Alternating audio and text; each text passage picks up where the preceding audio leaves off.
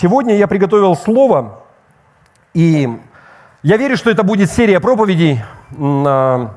Называется эта серия «Ложь, разрушающая отношения». И то есть это будет несколько проповедей, которых будет объединять вот эта вот общая тематика. Но сегодня тема, она называется «Почему люди разводятся?» или «Почему верующие разводятся?». И еще раз, то есть серия «Ложь, разрушающая отношения», но именно сегодня мы поговорим, почему люди, они вообще разводятся. И я думаю, многие из вас, вы уже осознали, что самое главное в жизни – это отношения. Человек – это существо социальное, и отношения не очень важны. И также многие из вас, вы понимаете, что отношения не бывают разные. Некоторые отношения, они гораздо важнее, чем другие. Например, брак или супружество. Но печальная правда, она заключается в том, что большинство браков, они распадаются. Они неуспешны, они не складываются. Если посмотреть на статистику, и статистика по годам она разная, по странам она бывает разная. Я приблизительно сравнил, вы знаете, Россия все-таки ближе к западным странам, к Западной Европе, к Америке. У нас статистика приблизительно одинаковая. 50% плюс-минус первых браков, она распадается. И 67% вторых браков, то есть когда люди вступают в брак повторно, они распадаются также. И для третьих браков статистика еще более неутешительная. 73% ориентировочно таких браков распадаются. И причина, по которой большинство пар разводятся, заключается банально в том, что они не могут ужиться друг с другом. Они постоянно ссорятся. И поэтому, когда они разводятся, как правило, они разводятся на почве непримиримых разногласий каких-то. Это означает, что супруги не могут прийти к согласию по определенным вопросам. И никогда не приходят. И именно поэтому они ссорятся, и именно поэтому они разводятся. И, как правило, такие люди, они думают, что единственное решение в отношениях таких – это развод. На самом деле это не так. Но, как правило, люди, они не знают, что делать. Поэтому они идут в суд, они разводятся. И я бы очень хотел сказать вам, что процент разводов среди христиан, он гораздо ниже. Но, к сожалению, это не так. Вообще, на самом деле, по статистике я не нашел статистику в России по христианам именно, но если посмотреть на западную статистику, если у нас приблизительно статистика одинакова по неверующим, то я думаю, что она точно такая же и по христианам, и среди христиан статистика, она точно такая же. Где-то половина первых браков, она разваливается. И во втором браке 67%, и третий брак где-то там 74-73%. И нет никакой разницы между христианами и нехристианами в этом. И я хочу вам следующее сказать. Вот супружеские пары разводятся, потому что не могут быть рядом друг с другом. Они постоянно ссорятся. И вы сами, наверное, задавались таким вопросом, и часто люди спрашивают, а почему? Потому что когда люди, они создают брак, ты вступаешь в отношения с такой искренней верой, что, это у них там, да, я статистику знаю, но у нас-то все будет хорошо. Я попадаю в этот процент, в исключение, у меня все будет по-другому. У меня все будет замечательно. Но почему большинство супружеских пар все равно постоянно ссорится? Хотите верьте, хотите нет, но Библия, она говорит нам об этом. И в ней также есть ответ на вопрос, как прекратить эти ссоры. И, честно говоря, большинству из вас не понравится ответ, как это прекратить. И, может быть, многие из вас услышат, примут это, но делать все равно ничего не будут. То, что говорится в Слове Божьем. Но я хочу вам сказать следующее. Если вы примете близко к сердцу ту информацию, которую сегодня мы узнаем, которой я с вами поделюсь, и если вы будете применять это на практике, вы перестанете ссориться друг с другом. Или, по крайней мере, вы не будете ссориться так часто. Итак, давайте выясним, почему мы ссоримся с людьми, которых мы любим. Казалось бы. Давайте откроем Библию и послание Иакова, 4 глава. И прочитаем 1 стих. «Откуда у вас вражды и распри? Не отсюда ли от вожделений ваших, воюющих в членах ваших? Смотрите, здесь Иаков, он начинает с риторического вопроса.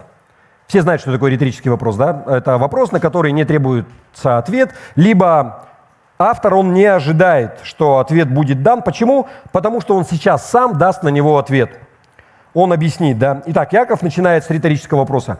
Откуда у вас вражды и распри? То есть, почему вы ссоритесь? Почему у вас постоянно разногласия? И затем он дальше дает ответ на этот вопрос. Не отсюда ли от вожделений ваших, воюющих в членах ваших? Слово «вожделение», я хочу, чтобы вы его отметили. Это желание, да, современным языком.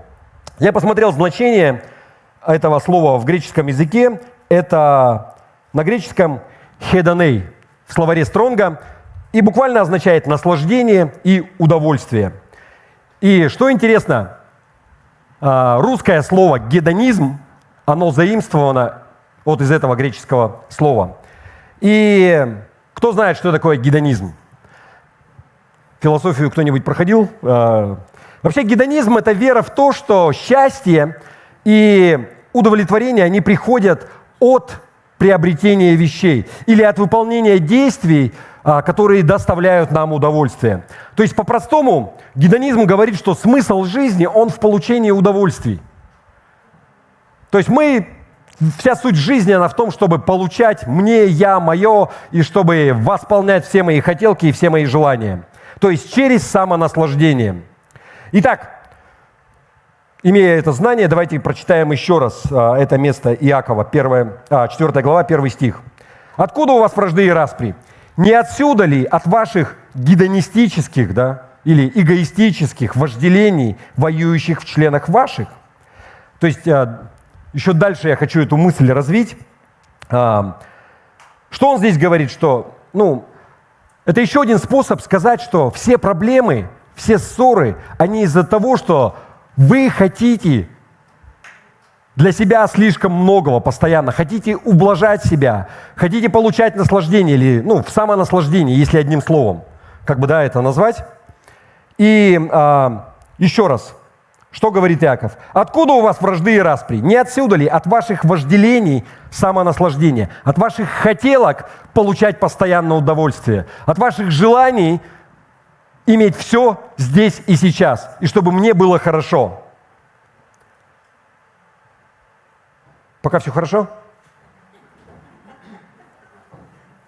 Итак, Иаков говорит, что первопричиной всех конфликтов межличностных является наша всепоглощающая страсть к самонаслаждению. Всепоглощающая страсть восполнять наши эгоистические желания.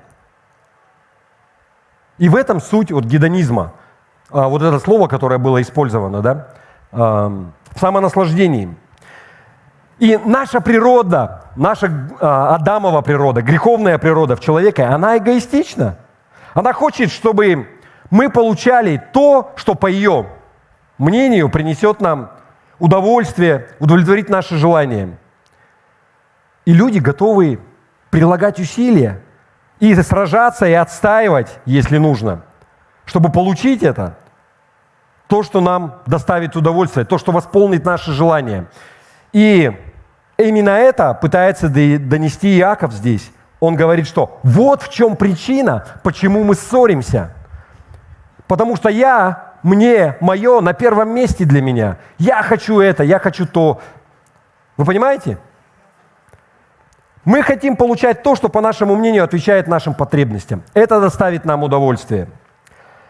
Так, теперь давайте посмотрим, что мы будем делать. Дальше он говорит во 2 и 3 стихе. Что мы будем готовы делать для того, чтобы получить это, то, что мы хотим. Прочитаем Иакова 4 глава, 2 и 3 стих. «Желаете и не имеете, убиваете и завидуете и не можете достигнуть, припираетесь и враждуете и не имеете, потому что не просите». Просите и не получаете, потому что просите не на добро, а чтобы употребить для ваших вожделений.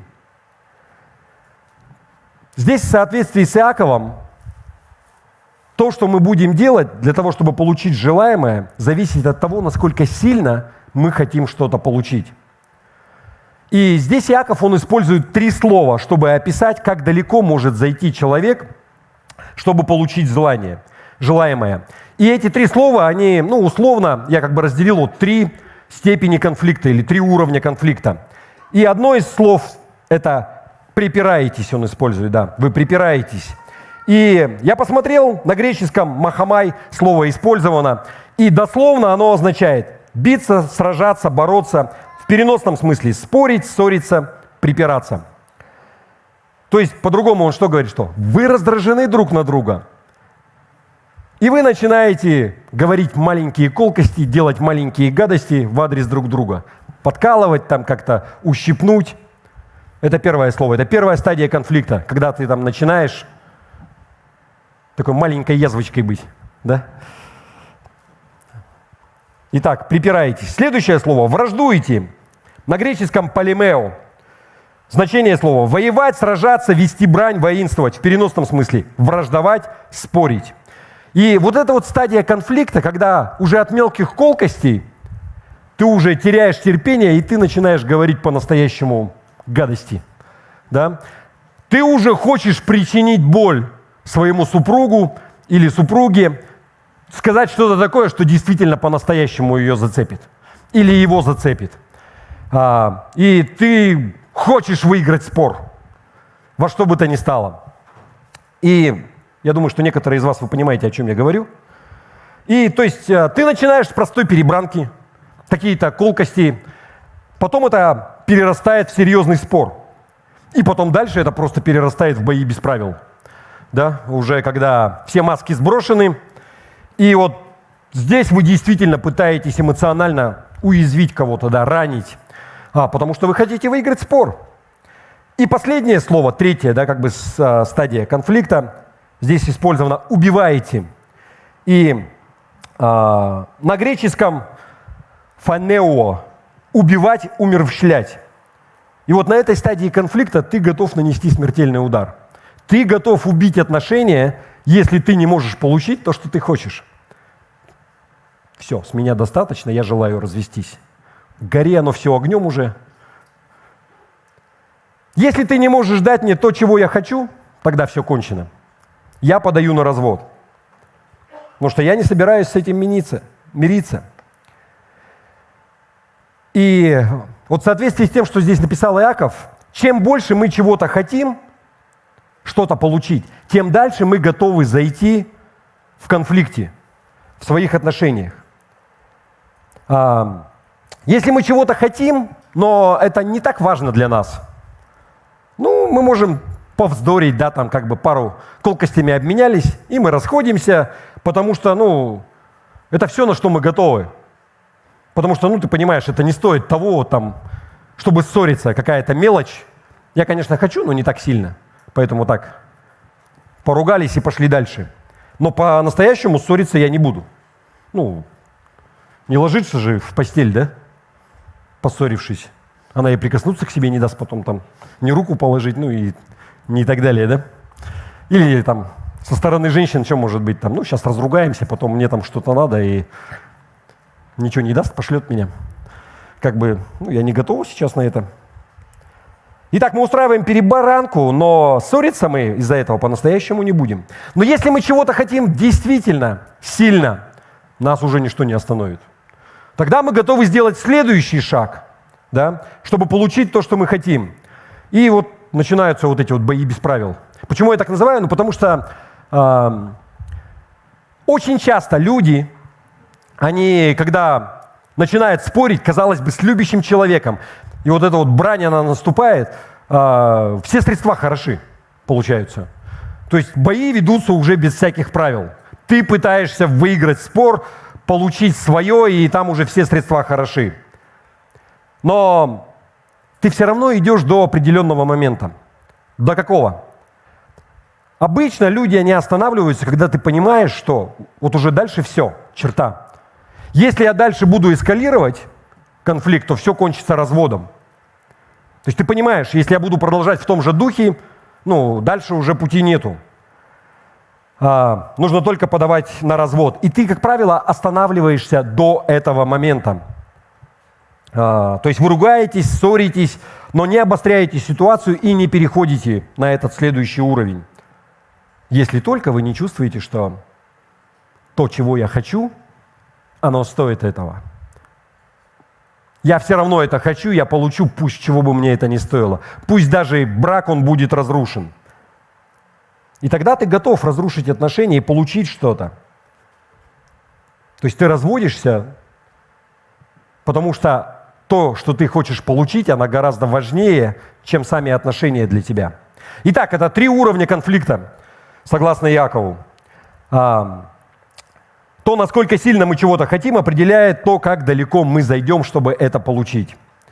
На что хочу обратить ваше внимание? Это то, что книга Иакова, она была написана для верующих, а не для неверующих.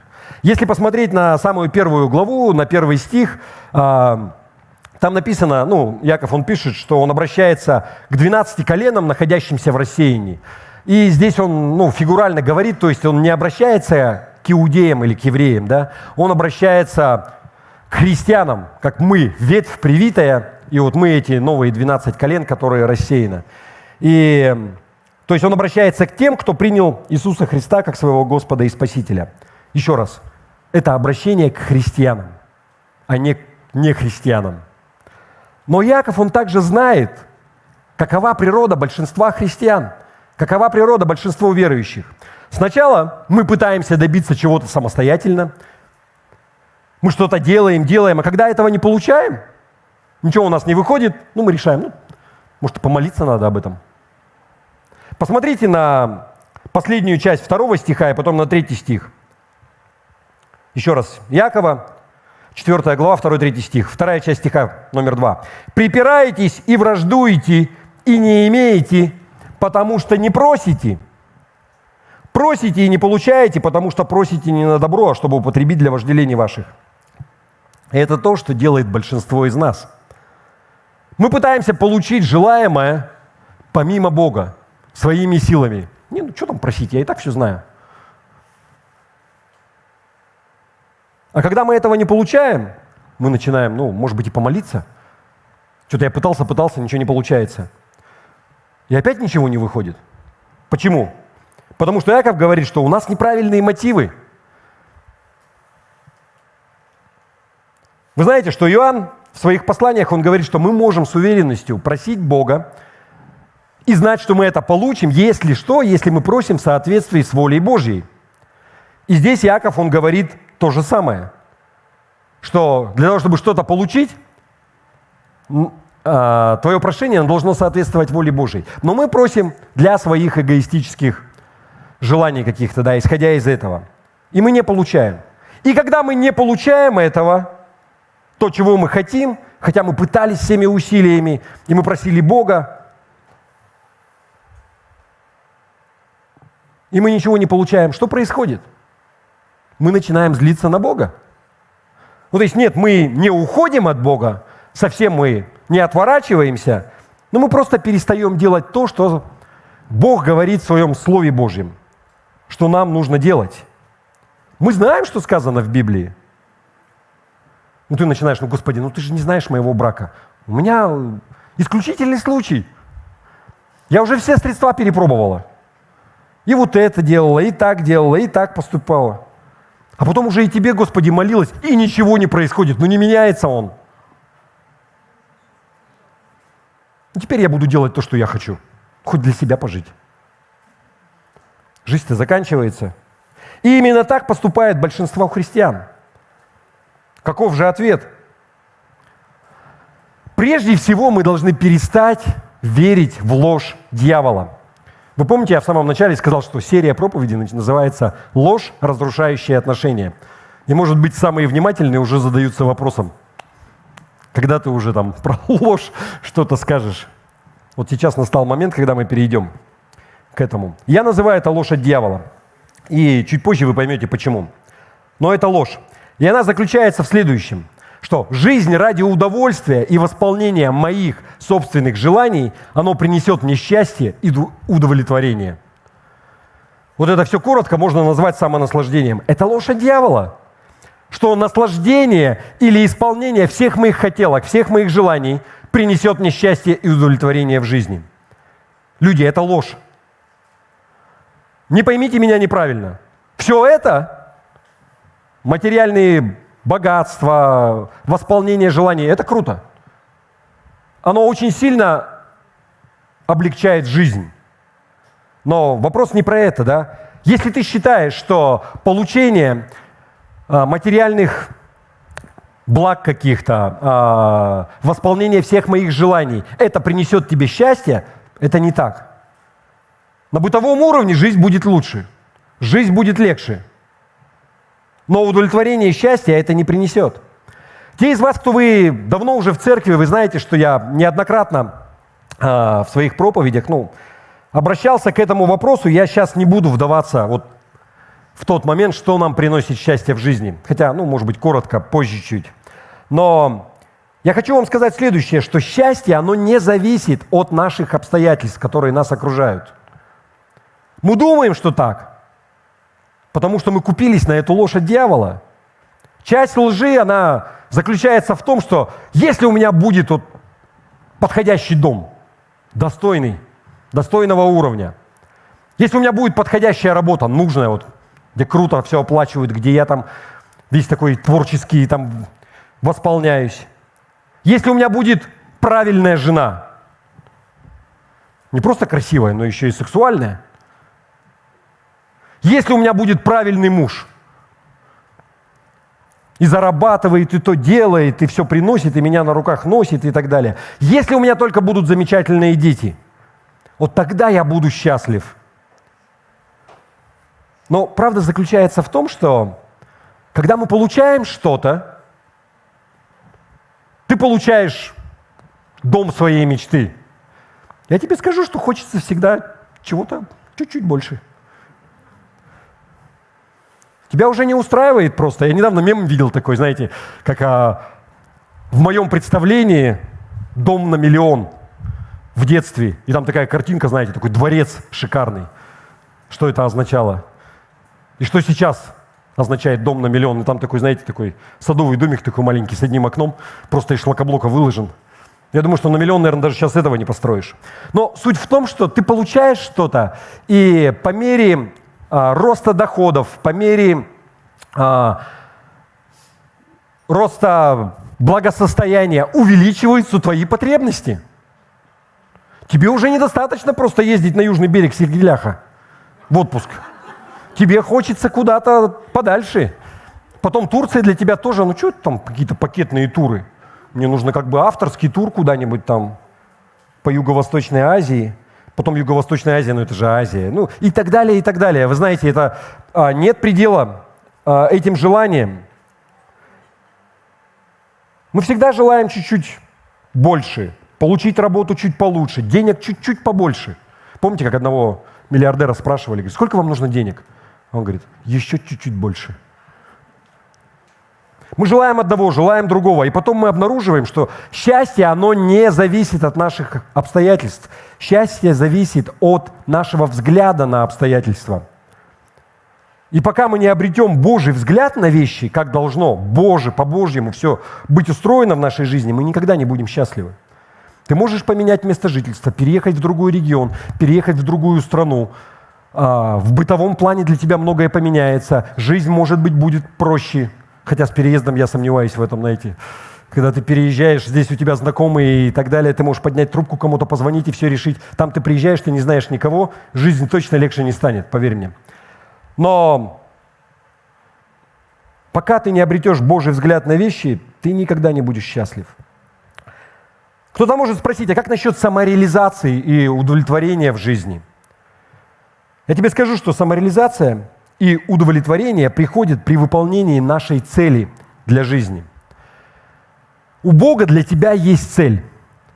И не в том смысле даже, что для каждого какая-то уникальная, но вообще для человека. И это не происходит, то есть счастье в жизни, из-за приобретения вещей или из-за приобретения каких-то материальных благ. Часто внутри человека возникает пустота.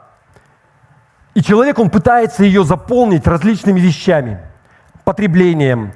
И кто-то беспорядочными какими-то связями. И это не приносит удовлетворения, это не приносит счастья. Но мы пытаемся заполнить эту пустоту. Каждый в меру своего кругозора, воспитанности и так далее. Но ты что-то делаешь, вот это вот как крысиные бега. Ты попадаешь в эту гонку, ты стараешься чего-то достичь, ты делаешь и делаешь и делаешь. И нет удовлетворения, нету счастья. Я хочу тебе сказать, что материальные блага не принесут тебе удовлетворения. Жизнь облегчат, да. Еще раз, я не хочу, чтобы вы меня не поняли неправильно, что я против денег там или богатства и так далее. Нет, это хорошо, это круто. Жизнь будет легче точно. Но удовлетворение и счастье они тебе не принесут. Но удовлетворение и счастье приходит, когда мы выполняем свою цель для жизни. Оно приходит, когда мы делаем то, для чего были созданы. Когда мы используем наши дары, наши таланты, наши способности для того, чтобы служить другим и приносить славу Богу. Может быть, кто-то может подтвердить, знаете, когда ты делаешь что-то для кого-то, я верю, что в каждом человеке это глубоко, знаете, это посеяно Богом все равно. Даже самые последние прожженные циники и эгоисты, когда они делают для кого-то что-то, и они видят, как человеку приятно, и они восполняют чью-то нужду, я видел, как люди, они получают удовлетворение от этого. Они говорят, круто. Может быть, он и не сознается никогда в этом, но я вижу по глазам, что он так чувствует. Потому что впервые в жизни мы делаем то, для чего мы были созданы. Итак, первое, что мы должны сделать, если мы хотим перестать постоянно ссориться, особенно дома, это перестать верить в ложь дьявола. Мы должны перестать верить в то, что погоня за исполнением всех моих желаний и получение удовольствия в жизни – это принесет мне счастье и удовлетворение. Люди, это ложь. Это также причина, по которой мы ссоримся друг с другом, потому что мы верим в ложь, и мы думаем, что нашему супругу или супруге нужно исправиться. Ну, посмотри на вот эти, очевидно же, все вот эти недостатки. Я надеюсь, что он исправится. Он делает не то, чего я хочу. Он стоит у меня на пути для получения моего счастья. Это не приносит мне удовольствия, не приносит мне удовлетворения. Поэтому мы начинаем друг с другом ссориться и сражаться. Мы хотим того, что приносит наслаждение. И причина в чем? Потому что мы купились на ложь дьявола, что я обрету счастье благодаря получению самонаслаждения. Итак, первое, что мы должны сделать, это перестать верить в эту ложь дьявола. Далее Иаков указывает нам на 4 вещи, которые нам нужно сделать, чтобы прекратить сражаться друг с другом в нашем доме. Посмотрим на стихи 7 и 8 из той же главы. 4 Иакова, стих 7 и 8. Смотрите, что он пишет. «Итак, покоритесь Богу, противостаньте дьяволу, и убежит от вас. Приблизьтесь к Богу, и приблизится к вам. Очистите руки, грешники, и исправьте сердца двоедушные». Смотрите, 4 вещи, которые Иаков здесь говорит. Покоритесь Богу, противостаньте дьяволу, приблизьтесь к Богу и очистите руки и сердца. Я хочу быстро рассмотреть все 4 пункта, чтобы убедиться, что мы делаем это. То, о чем говорит Иаков. И самое первое – это «покоритесь Богу». Слово «покоритесь» – это перевод греческого слова «употасо». И значение этого слова – повиноваться и слушаться. Это сложносоставное слово состоит из предлога «упо», и оно означает «под». И корень слова «тасо» означает «повелевать». Если в буквальном смысле это вот слово перевести, это означает, что быть под чьим-то повелением. Быть под чьим-то повелением. И Иаков говорит нам, что если мы хотим ссориться, перестать ссориться в доме и перестать сражаться со своим супругой или супругой, нам нужно подчиниться Богу. Другими словами, мы должны подчиняться Божьим повелениям. То, что велит Бог нам делать. И большинство из нас, мы не хотим этого делать. Мы знаем, что Бог говорит, как должна поступать жена дома. Мы знаем, что Бог, Он говорит, как должен поступать муж. И мы не хотим этого делать. Бог знает, каким должен быть благочестивый отец. И мы этого не делаем. И Иаков говорит, что ты купился на дьявольскую ложь. Вся ирония заключается в том, что ты тратишь свою жизнь, ты борешься и споришь, и ругаешься, чтобы получить то, что, по твоему мнению, принесет тебе счастье и удовлетворение. А это не так. Итак, первое, что нам нужно сделать, это перестать верить в эту ложь, да? Затем нам нужно подчиниться Богу. Нам нужно делать то, что Бог, Он нам говорит. Как мужу, как жене, как ребенку в семье. Потому что в Библии это есть. Роли в семье, они расписаны. Послушайте, Бог задумал человека, Он создал этот мир, и Он создал мужчину и женщину, и Он создал брак. И брак – это хорошо, в смысле супружества. И если у Творца есть план, то этот план, он совершенный. Вы согласны? И на самом деле не стоит ли попробовать и делать то, что Бог, Он говорит, и испытать его, и посмотреть, а может быть, оно как-то вот по-другому начнет складываться. Итак, первое – перестать верить в ложь. Второе – подчиниться Богу.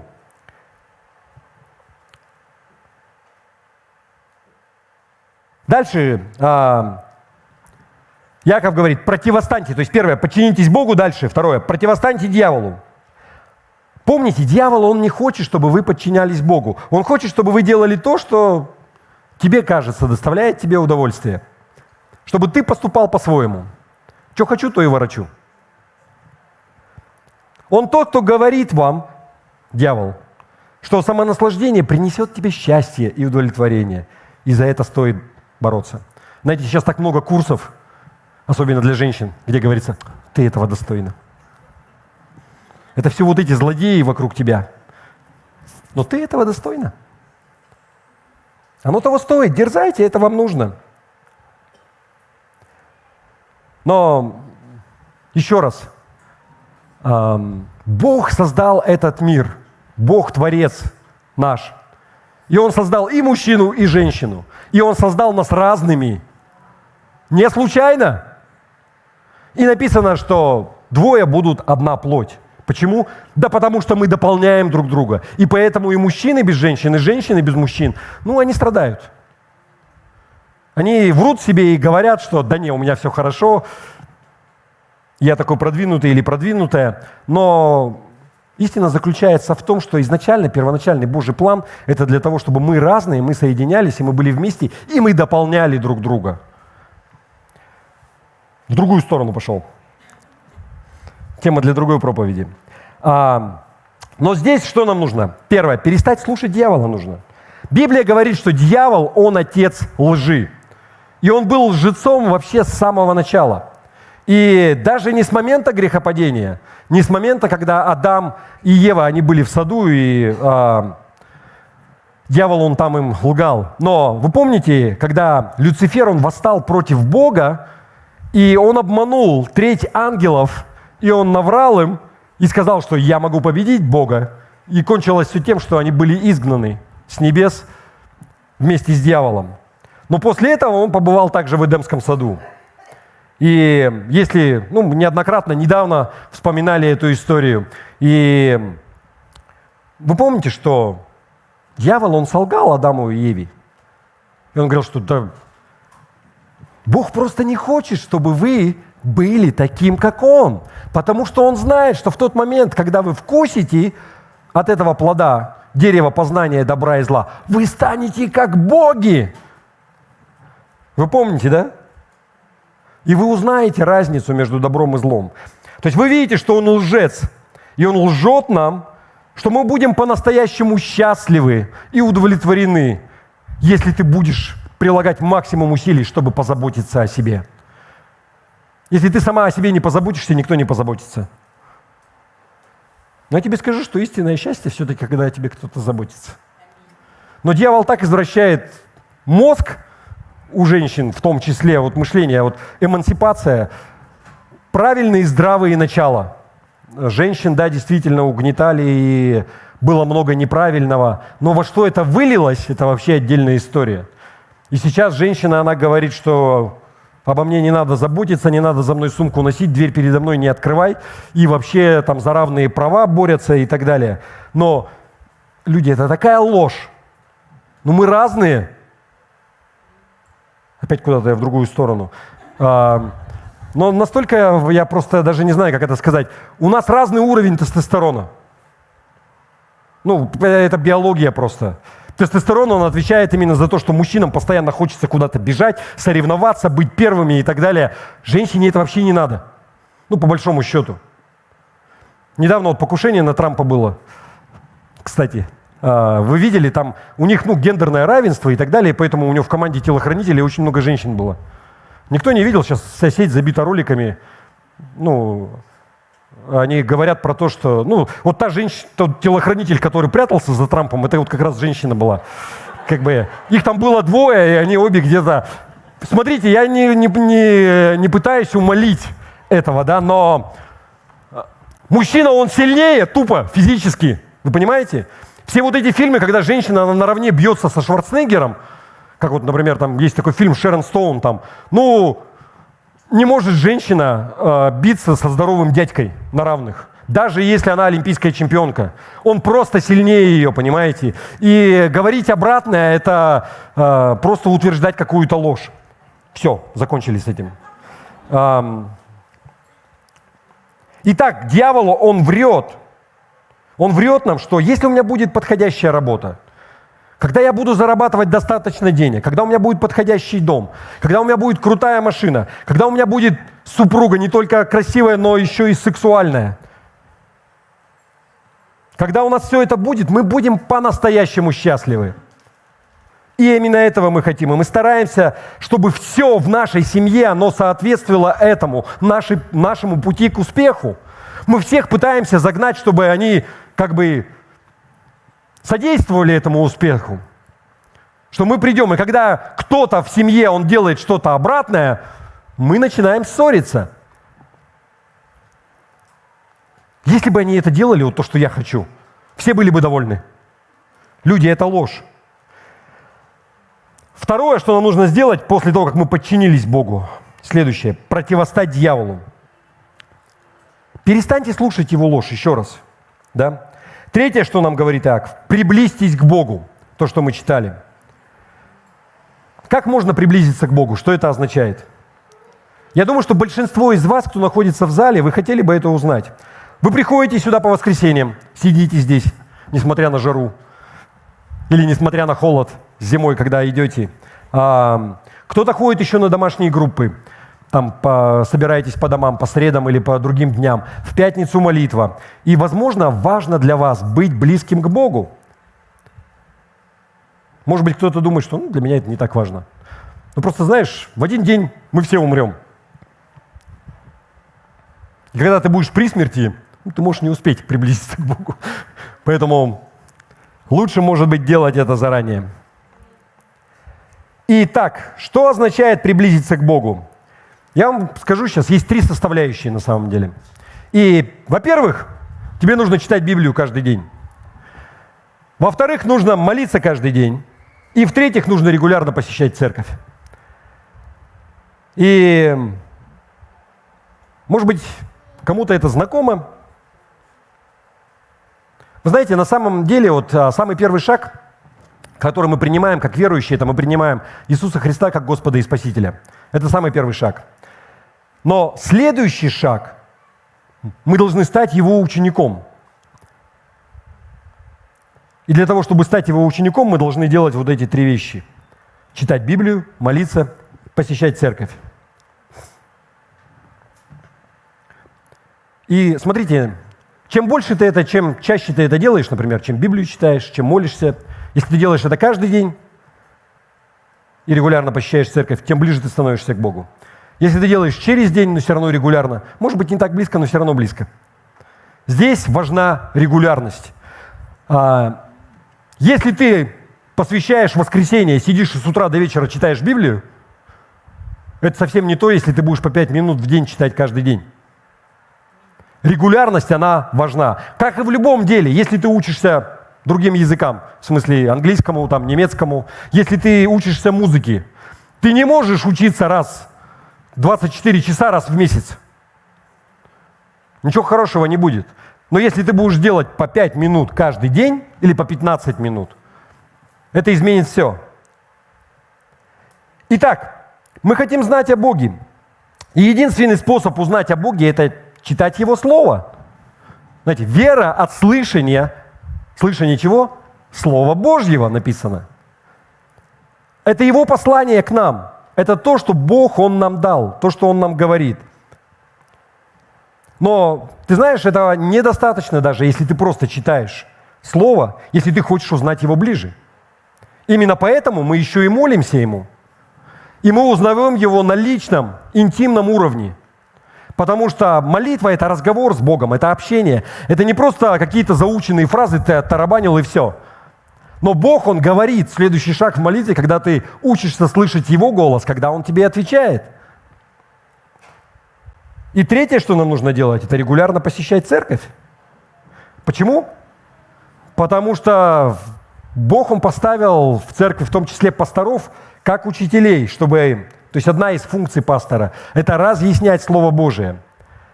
Помимо этого, когда ты приходишь, ты можешь сам послужить другим людям. Ты, может быть, даже того не замечаешь, но ты с тем пообщался, с тем поговорил, и Бог, Он может действовать через тебя для того, чтобы послужить другим людям. И важная часть также общения в церкви.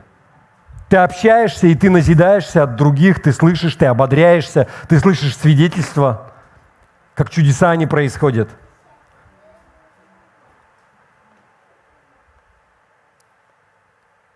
Я часто слышал такую версию, что люди, они говорят, я же могу быть верующим и не ходить в церковь. Да? Ты можешь получить спасение, не ходя в церковь. Ты можешь принять Христа. Мы спасаемся верою. Но ты никогда не войдешь в полноту того, у тебя не будет таких близких отношений с Богом без церкви, без собрания святых, без того, чтобы быть в общении и служить кому-то. Давайте мы посмотрим Деяния апостолов, 1 глава, 8 стих. Иисус здесь говорил, что «Вы примете силу, когда сойдет на вас Дух Святой, и будете мне свидетелями и в Иерусалиме, и во всей Иудее, и Самарии, и даже до края земли». Все знаете это местописание. Я хочу обратить ваше внимание, что Дух Святой дает силу человеку. Дает для чего? Для того, чтобы быть свидетелями, для того, чтобы свидетельствовать о Нем, приносить славу Богу и распространять Евангелие. У тебя не будет силы, если ты будешь сидеть такая вся красивая дома и сама себя назидать. Вы понимаете? То есть, сначала, да, сила она будет, и Бог, Он благословляет, но если ты это никуда не используешь, сила, она перестает действовать, как и все в организме. Если ты чем-то не пользуешься, это атрофируется. То же самое сила Божия, она не для того, чтобы только ты сам себя назидал, холил или лелеял, но она для того, чтобы ты приносил славу Богу, и ты служил кому-то другому. И тогда будет сила Духа Святого, тогда будут чудеса, тогда будет сила в том, что ты делаешь, сила в том, что ты говоришь. То же самое касается добрых и хороших дел. Мы, как верующие, как христиане, да, мы призваны нести доброе, светлое в этот мир. Но если в конечном итоге ты просто уходишь в благотворительность какую-то, это хорошо, да, служить обществу. Но если в конечном итоге это не приносит славу Богу, если это не приносит, не служит тому, чтобы распространять благую весть, распространять Евангелие, со временем силы Божией в этом не будет. Ты будешь делать все своими силами, и вполне может быть это будет успешно. Но Божьей силы в этом не будет. Вы понимаете? Может быть, ты сомневаешься в том, что я говорю? Но я тебе хочу сказать, веришь ты мне, не веришь. Но если ты не будешь делать вот эти 3 вещи регулярно, читать Библию, молиться, посещать церковь, ты не сможешь быть близким к Богу. Кто-то скажет, я с этим не согласен. Можешь вообще не соглашаться со мной. Но истина в том, что ты, если не будешь читать Библию регулярно, желательно каждый день по чуть-чуть, если ты не будешь молиться каждый день, если ты не будешь ходить в церковь регулярно, ты будешь далеко от Бога. И чем реже ты это делаешь, тем дальше ты будешь. Так и есть. И ты лжешь сам себе, если ты не веришь этому. Давайте мы посмотрим 1 Иоанна, еще раз, 1 послание Иоанна, 2 глава, 4-5 стих. Кто говорит, я познал его, и вот здесь слово «познал», это вот глагол на греческом, это означает познавать лично, близкие, дружеские, интимные отношения такие, да? Итак, кто говорит, я познал его, но заповеди его не соблюдает, тот лжец, и нет в нем истины. А кто соблюдает слово его, в том истина, любовь Божия совершилась. Из всего узнаем, что мы в нем. Все уяснили же, да? И давайте теперь Евреям 10 глава, 25 стих откроем. Написано: «Не будем оставлять собрание своего, как есть у некоторых обычай, но будем увещевать друг друга, и тем более, чем более усматривайте приближение дня оного». И здесь вот это место, я уже говорил, Евреям 10:25, часто пастора в церквях они используют, когда люди, они пытаются или переходят из одного собрания в другое. Но истина в том, что здесь контекст совсем другой. Не будем оставлять собрание, это значит, не будем переставать ходить в церковь, не будем оставлять веру. Мы призваны посещать церковь, мы призваны быть в собрании.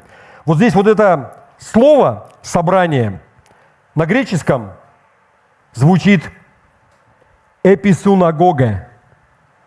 И слово «синагога», которое мы берем русское, оно происходит именно от этого слова. И дословно означает «собрание, сборище». И это было слово на иврите для собрания верующих, для церкви. Синагога, собрание. Мы перестали использовать слово «синагога», используем слово «церковь», да? Или «экклесия» греческое, что тоже означает «собрание». Но Библия говорит нам, что мы не должны отказываться от того, чтобы посещать собрания верующих. Собрания тех, кто собирается ради Бога. Если вы не ходите в церковь регулярно, вы лжете сами себе, что вы говорите, что вы знаете Бога. Потому что Библия говорит, что если вы говорите, что знаете Бога, но не соблюдаете Его заповеди, а одна из заповедей мы только что прочитали, что нужно ходить, вы лжец, и истины нет в вас. Как вам такое местописание? Итак, если вы хотите приблизиться к Богу, 3 вещи, которые нам нужно делать. И последнее, да, но не менее важное. Иаков призывает нас очистить свои руки и сердца. И что значит очистить руки? Вы знаете, есть такое выражение, например, у него кровь на руках. То есть, когда ты повинен в чем-то, да, либо в смерти кого-то, либо ты в прямом смысле послужил, да, стал причиной смерти, либо ты каким-то образом задел, кто-то вообще в переносном смысле. То есть, если ты в чем-то в таком виновен, у тебя его кровь у тебя на руках. То есть, ты поступаешь и делаешь что-то неправильно. И здесь, знаете, вот такое обратное от этого. Очистить руки – это значит делать то, что правильно. Ты должен делать то, что Бог заповедует тебе делать. То есть твои руки не должны делать, чего не должны делать. Мы будем делать то, что правильно, чего хочет от нас Бог. И затем он дальше говорит, что мы должны еще и сердца очистить. Очистить и сердца. Возникает вопрос, каким образом мы можем очистить сердца? Мы очищаем наши сердца, вникая в Слово Божие. Что оно говорит? Еще раз. Бог – Творец всего. Он создатель человека, Он создатель неба и земли. И у Него есть план. И если посмотреть вокруг, я вам скажу, что Его план, он совершенен, он хорош. И именно Слово Божие, оно очищает нас. То, что мы засорили, знаете, не соблюдаем информационную гигиену, и чего-то там у нас напиталось не того. Слово Божие, оно очищает нас. Евангелие от Иоанна, 17 глава, 17 стих. Давайте посмотрим. «Освети их истиною Твоею, Слово Твое есть истина». Осветить значит, вы знаете, да, это слово «кадош», да, как вот приборы в храме были святые. Что это означает? Что они были отделенные. Осветить — это значит отделить для служения Богу. То есть то, что в храме было, это нельзя было использовать в ежедневном употреблении. Это было святое, это было отделено для Бога, только для богослужения. То же самое, когда мы говорим про себя, что мы святые. Это означает, что мы не какие-то такие, у которых нимб светится над головой, да? Это означает, что мы отделены для Бога. В этом заключается святость, да? Итак, он говорит, что освети, очисти их сердца, сделай их святыми. И дальше он говорит, что слово истиной, да, это сделай. И он говорит, что слово твое есть истина. Итак, одна из причин, почему мы читаем Слово Божие, заключается в том, что это как омовение водой слова, которое очищает нас. Это истина. Истина или слово, которое обличает нас, когда мы не делаем того, что должны делать. Но, что еще более важно, вот это слово, оно не только обличает нас, да, но и указывает на проблемы, но также и показывает, а что нам делать вообще, как выйти из какой-то проблемы. Поэтому нам важно, чтобы Слово Божие, оно было в нашем сердце. Итак, я обещаю вам, если вы не купитесь на ложь дьявола, что наслаждение и удовольствие принесет вам счастье и удовлетворение в жизни. И если вы будете делать вот эти 4 вещи, покоритесь Богу, то есть будете делать то, что Он повелевает нам делать в Своем Слове, противостанете дьяволу, то есть не будете дальше слушать его ложь. Следующее. Приблизитесь к Богу и очистите свои руки и сердца. Вы будете гораздо меньше ссориться дома. На самом деле, чем больше и чем ближе мы становимся к Богу, тем меньше мы ссоримся дома. С обоих сторон. Помните, кто-то рисовал такой треугольник, я не помню, на каком-то основании. Здесь человек, муж и жена, здесь Бог. Чем ближе оба к Богу, тем они ближе друг к другу. Тем они ближе к Божьему замыслу. То есть ты приближаешься к Богу, и ты приближаешься и к супругу. Потому что именно эгоистические, вот эти гедонистические желания внутри нас заставляют нас ссориться. Но чем больше мы растем в Господе, тем меньше вот эти эгоистические желания, они будут контролировать нас. И поэтому мы будем ссориться и сражаться меньше и меньше друг с другом, чем больше и больше мы становимся похожи на Иисуса. Итак, мы читали 4 главу Иакова. Может быть, самые внимательные из вас заметили, что мы пропустили несколько стихов. Мы перепрыгнули и со 2, 3, и потом сразу ушли на 7. И мы пропустили 4, 5, 6 стих. Я сделал это намеренно, потому что я хочу вам показать что-то интересное. Я пропустил 4, 5 стих, 4, 5, 6, потому что хотел вам дать ответ. Иаков рассказывает нам, что на самом деле является причиной ссор и драк. Он говорит нам, что мы пытаемся добиться своего, мы припираемся. Если это не помогаем, а мы действительно чего-то хотим, мы идем дальше, мы начинаем враждовать и ссориться. Если это не помогает, а мы действительно хотим чего-то добиться, то мы делаем еще следующий шаг. Мы идем в суд, и мы разрушаем отношения, мы убиваем. Другими словами, мы разводимся. Но смотрите, Иакова 4 глава, 4-6 стих. Что здесь говорится? Прелюбодеи и прелюбодейцы. То есть он здесь говорит, по-другому, неверные, изменники. То есть мы ведем себя таким образом, что мы не верны Богу. Из контекста, вот вы дальше сейчас поймете. Он говорит, что вы неверные, прелюбодеи и прелюбодейцы. Не знаете ли, что дружба с миром есть вражда против Бога? Итак, кто хочет быть другом миру, тот становится врагом Богу. Или вы думаете, что напрасно говорит Писание? До ревности любит Дух, живущий в нас. Но тем большую дает благодать. Посему и сказано, Бог гордым противится, а смиренным дает благодать. Я хочу обратить ваше внимание вот здесь на 4 стих. Иаков уже рассказал нам, что вызывает ссоры. Это вот эти вот гедонистические, эгоистичные желания внутри нас. И это означает, что мы купились на эту ложь. Что если у меня будет все соответствующее, все достойного уровня, я буду восполнять все свои желания, если у меня будут крутые материальные ценности, если я буду получать удовольствие от всех своих желаний, включая сексуальные, если у меня будут другие виды удовольствий, то я буду счастлив и удовлетворен. И именно поэтому мы ссоримся, сражаемся друг с другом. Мы бьемся для того, чтобы получить все это. Но смотрите, он говорит после этого: прелюбодеи и прелюбодейцы, то есть изменники Богу. Не знаете ли вы, что дружба с миром есть вражда против Бога? Итак, кто хочет быть другом миру, тот становится врагом Богу. Я хочу вам задать философский вопрос. Кому из вас нравится жить? Жизнь кому нравится? Знаете, мне нравится жизнь. Бог благословил меня с замечательной супругой, с замечательными детьми.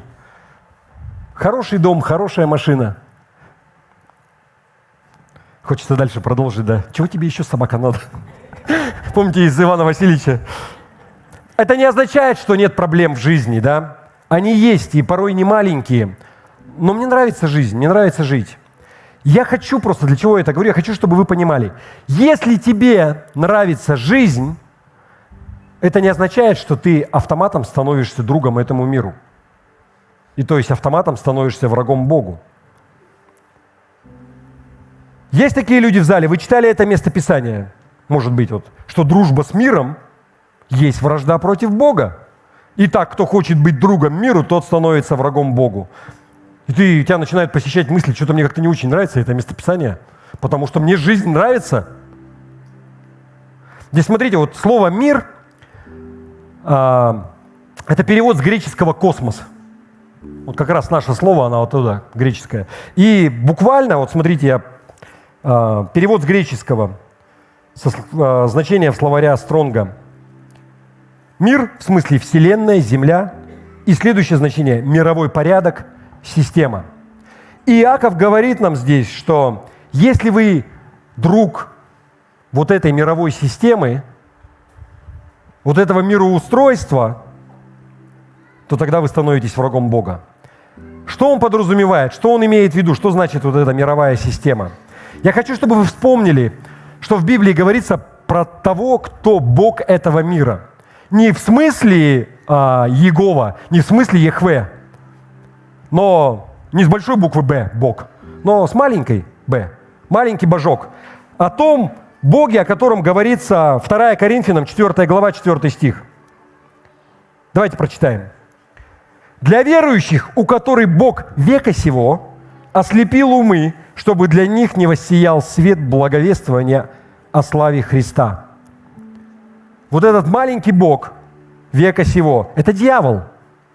Как здесь написано, он ослепил умы, он Бог этого мира, он установил мировую систему. Как она все устроена, мировой порядок, основанный не на вере, ну или вернее на вере, но на вере в того, что власть, материальные блага, удовольствие, они принесут тебе счастье и удовлетворение. И весь мир, он купился на эту ложь, и весь мир, он живет для того, чтобы достичь этого. И из каждого утюга тебе говорят, что для того, чтобы быть счастливой, тебе нужно восполнять свои желания. Если ты купишь это, то у тебя обязательно будет счастье. Если ты сделаешь какую-то определенную процедуру, тебе будет хорошо. Большинство из нас купились на эту ложь. И Библия говорит, что если ты становишься другом этой мировой системе, и здесь слово «друг», как это, «филос», это близкий друг, закадычный. Когда ты устанавливаешь крепкую связь и привязанность, знаете, как крепкая мужская дружба. Если у тебя вот такое, если ты купился на это, если ты веришь в то, что если на тебя люди будут смотреть снизу вверх, если у тебя будет власть, если у тебя будет имущество, много денег, красивые вещи, удовольствие, то тогда ты будешь счастлив и реализован. Это ложь от дьявола. Откуда мы знаем, что это ложь? Посмотрите на некоторых знаменитостей. Я не буду называть какие-то конкретные имена. Не только наши, российские, но, не побоюсь этого слова, мировые знаменитости. Когда люди, они зарабатывают столько, что всю жизнь потратить не смогут. Есть все. И есть примеры, когда люди ведут себя адекватно и нормально. Но есть множество примеров, когда ты смотришь, у человека есть все. Он добился всего, о чем говорит этот мир, что это круто. И все, что ты видишь в его жизни, это просто какое-то саморазрушение. Ничего хорошего. Семья разваливается, отношения разваливаются со всеми, алкоголь, наркота начинается и так далее. Все от чего? От того, что человек, он несчастлив.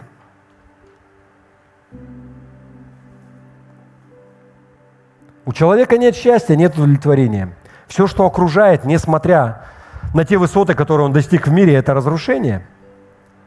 Еще раз, не поймите меня неправильно. Я не призываю всем одеть мешки холщовые, отказаться от всего хорошего, от благ цивилизации. И совсем нет. Красивые вещи – это здорово. Материальные блага – это хорошо, это очень сильно облегчает жизнь. Но обладание этим, оно не делает тебя счастливым автоматически. И это точно не стоит того, чтобы это было смыслом жизни. Когда ты все подчиняешь для достижения этого результата. И ты уже не видишь никаких берегов, и ты готов идти по головам для того, чтобы достичь эту цель. И тем более идти по головам своих родных и близких в семье. Жены, детей, мужа. Я буду счастливой. И мне ничто не помешает. Даже муж, даже Бог меня не остановит. Если я приняла решение, я буду счастливой. Знаете, в Божьей системе Бог говорит нам, что принесет нам счастье и что принесет нам удовлетворение. И причина, по которой у многих неудачные браки, заключается в том, что люди купились на эту ложь, они стали друзьями этому миру. Они купились вот на эту мировую систему, которая говорит, что тебе все это нужно. И что если у тебя будет власть, у тебя будет имущество, если ты получаешь удовольствие во всем, что ты делаешь, то ты будешь доволен и ты будешь счастлив. И причина, по которой мы злимся на своих близких, заключается в том, что мы смотрим на своего супруга или супругу и говорим, что ты стоишь у меня на пути к счастью. Ты мне мешаешь. Всю жизнь мне испортил. Если бы не ты, уже давно бы счастливая была. А правда заключается в том, что ты просто стремишься к чему-то, что никогда не принесет тебе удовлетворения и истинного счастья. Если Бог даст, дальше по ходу вот этой серии «Ложь, разрушающая отношения», я расскажу еще про другие виды лжи. Мы этого коснемся, но мне нужно было начать вот именно с этого. Потому что если вы не понимаете, что счастье и удовлетворение могут прийти только от Бога и Божьих вещей, то вы будете жестоко разочарованы в своей жизни. Вы можете получить всю власть в мире, вы можете получить все, что пожелаете. У вас могут быть все виды удовольствий, но я гарантирую вам, что в конце жизни, когда ты непонятно для чего все это зарабатывал, все это делал, и ты все это получил, но ты оглянешься и скажешь: я несчастлив. Почему? Потому что ты купился на эту лошадь дьявола. Если ты хочешь иметь счастливый брак, прими решение, что ты не купишься на эту ложь. Ты покоришься Богу и начнешь делать то, что Бог велит тебе делать, как мужу. Что Бог тебе велит делать как жене, если ты женщина, как отцу, как ребенку. Ты противостанешь дьяволу, то есть вот этой вот мирской системе, приблизишься к Богу, очистишь свои руки, начнешь поступать правильно, очистишь свое сердце. И позволь мне тебе сказать, что тогда произойдет.